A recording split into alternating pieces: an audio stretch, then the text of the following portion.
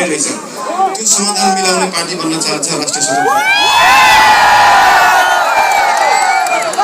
हाम्रो देश हेटौँडा सिमेन्ट कारखाना जस्तै भएको छ, मेसिन पनि छ, म्यान पावर पनि छ, खानी पनि छ, तर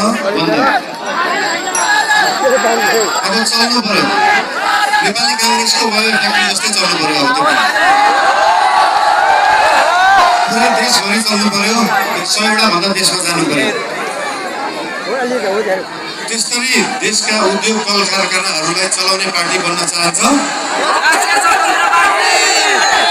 अब यहाँ आयो, तपाईँहरूलाई भेटियो, धेरै खुसी लाग्यो।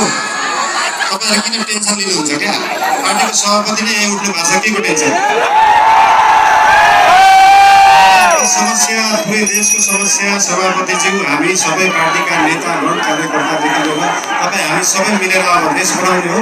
र आज यो हाम्रो सभामा तपाईँहरूलाई भेटेर ज्यादै खुसी लागेको कुरा भनिसक्नु भएको छ। धेरै बोल्न चाहिँदैन, धेरै धेरै माया। तपाईँहरूको जय होस्।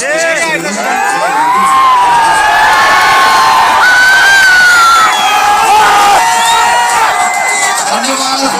राष्ट्रिय स्वतन्त्र पार्टीका